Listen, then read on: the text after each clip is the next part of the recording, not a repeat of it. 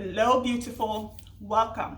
So in this video today, I want to really dive into a couple of thoughts about suspending natural laws and being supernatural in your business, creating supernatural exponential impact and holistic wealth and health and well-being everywhere in your life, being a portal of miracles for clients and people in your life everywhere in the world. So wherever you are, miracles show up because you have embodied that essence of being. Where you are so supernatural that competition is irrelevant.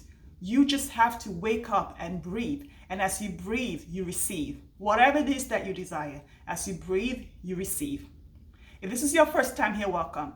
My name is Mimi Dabo. I'm a high-ticket business coach, and I support spiritual women coaches and Christian women coaches to co-create profitable and simple high-ticket coaching boutiques where they serve with one high-ticket coaching offer, impact millions of people all around the world, and create millions of dollars in their business so they can be a bigger blessing in the world. Because the more impact we make, the more money we make in our business. The more money we make in our business, the bigger blessing we're in the world. The bigger blessing we are in the world, the more we can sow more of the impact and the blessing into the work of God's kingdom.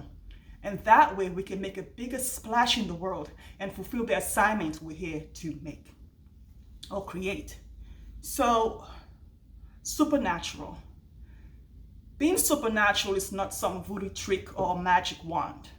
It is really making a decision to operate beyond logic.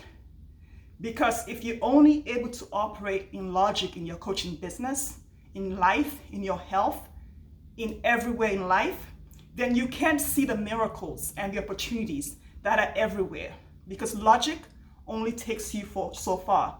So faith has to go beyond what your mind expects. Faith has to go beyond what's real to you, what's true to you.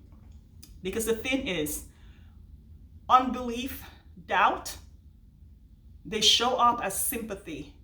They show up as empathy from well-meaning loved ones and friends who only want what's best for you.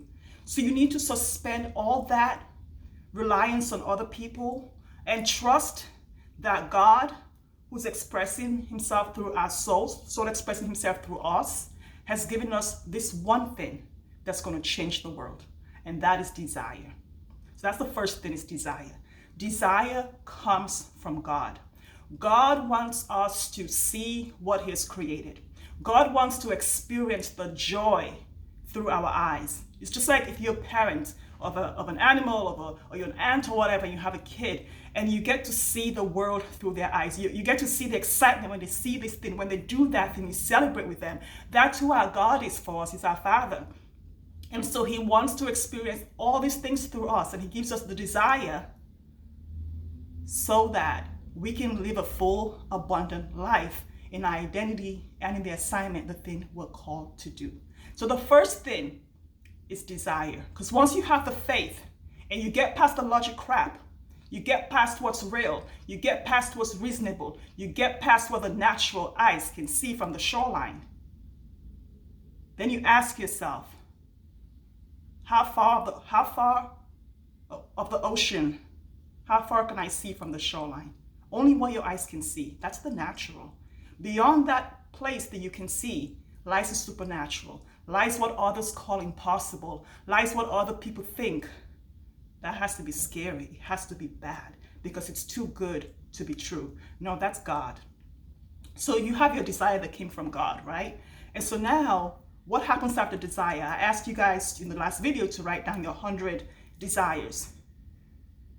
When I ask kids to do that, they write 200. Adults always stop at 100. How do you stop at 100? If I had said 30, we only stop at 30? What if I had said 200? How many desires? How much of God will you have allowed to come through you? So ask yourself, well, how do we stop at 100 if you only wrote 100? But let's move on. The next thing is expectation. You have to expect more. One of the things we do as spiritual women, as Christian women, as I've seen this in every religion, is we limit what God is for us. We limit what soul wants to do through us because we think if we can't imagine it, if we can't think it, then it is impossible. But God tells us that we haven't seen, we haven't heard, we can't even imagine the great things he's about to do through us. Even Jesus told us that greater works are we going to do than he did. But we don't buy it because our degrees, your law degree, your accounting degree, your economics degree, can't fathom that level of exponential beauty. So God is our source and we can't limit him. What does that mean? It means we have to create an environment. We have to create a garden for God to flow, for the things that we want to flow through us. When we limit expectation, we limit how much we receive, whether it's the money, the love, the material things, the healing, whatever it is, the clients, we limit God. So allow the oil to flow. You need to be willing to allow the oil to flow. There can't be limits to your expectation. And what does that mean? Remember the story in the Bible where the woman, her husband owed a lot of money and then he died and her sons were going to be taken away and used as slaves, paid off to pay off the debt. And she ran to the prophet and she says, look, I don't know what to do. And the prophet says to her, what do you have? What do you have that can help you to create the clients, to sell the next offer, to make a difference in the world, to make impact in the world before you even sell your first offer? And she's like, nothing. Nothing. And he says, go and collect all the cans that you have, the ones in your kitchen, the ones in your neighbor's house, the ones down the street from Mabel. Then you go down to Jennifer's house and get all her cans. If she has a flower vase, get it. If you have cups at Jonathan's house, get all the cups in his house. Bring everything that can be filled with God's expectation and bring it to me. And so she went. Can you imagine what the neighbors were thinking? Why is she getting empty cups when she owes all that money? Because it's unreasonable. You can't do reasonable things to create extraordinary results. That's natural. This is not supernatural, okay? So the oil will only come to you if it has somewhere to go. The clients will only come to you if there's a coaching offer that's available for them. The clients will only come to you if there's space for the enrollment conversation. The client will only come to you if you have something for them. You might have a coaching offer, but you're not ready here to offer it, and that's why the clients are not showing up. You're not ready. So once you're ready and you bring the vessels, all the containers, the client has to show up. But here's the thing. Just like with your 100 desires that you wrote, you have to participate in the supernatural. It's not like the natural where you can just sit there on the park bench, play with your belly button and hope the thing happens. Nope. That is called, I don't know what that's called. In the supernatural, you have to participate in the miracle that happens. So when the woman bought the vessels, when she brought them, she had to pour the oil. God didn't pour the oil for her. She had to pour the oil. And she was able to pour enough oil, as much oil as she thought she deserved, by how many vessels she brought. You get to create as many clients and as much money as you want, as you think you deserve. Because as soon as the vessels were done, as soon as she hit the last vessel, the oil stopped. The oil stops. So you get to say where the money stops. You get to say, I only want to create a $5,000 offer. Or you get to say, I create a $500,000 offer.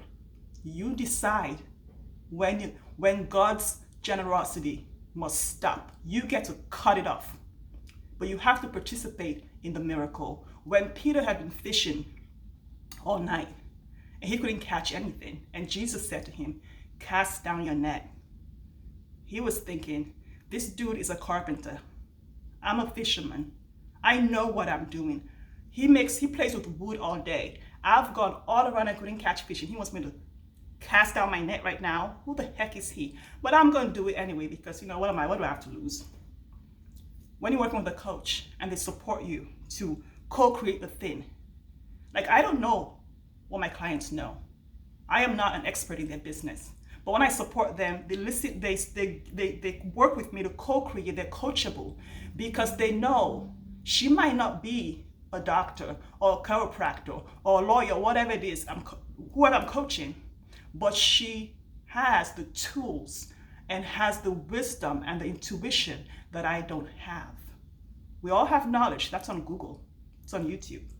It's intuition, it's wisdom, it's God's discernment, and it's the aligned strategy that flows through me because I have it, because you need it. My spiritual gifts are not for me, they're for you. Your spiritual gifts are for your client, not for you. Okay? So when Peter cast down the net, there was all these fish, but he had to participate. Jesus didn't come put the net down for him. Your coach does not do the work for you. You get to take the aligned action for those 100 desires that you have. You get to take the aligned action. You get to participate in making it happen. You just don't lean back like you're on some flight and the flight attendant's going to come feed you until you get there. No, your ass needs to get up and do the work, but it's aligned work. It's aligned work. It's not just hustle. It's not just struggle. It's peace. It's bliss. It's working from a place of overflow. The oil was overflow. The fish was overflow. And this is the beauty of the story of the oil and the fish. When it was done, the prophet told the woman, the money's not going to fall from heaven. You need to sell it. Go sell the oil. You need to sell your high-ticket coaching offer. A high-ticket coaching offer is not a high-ticket coaching offer. It's not an offer until you make an offer to someone, until you invite them to work with you. That's when the high-ticket coaching offer becomes an offer. And that's when you create a business, a successful high-ticket coaching business, because you have sold the offer, created income and impact. And now you're ready for more.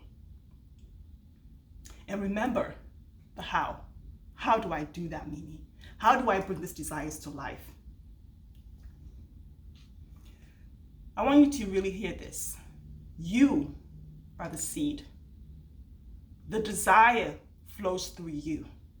The how is built into the desire. The woman had the vessels.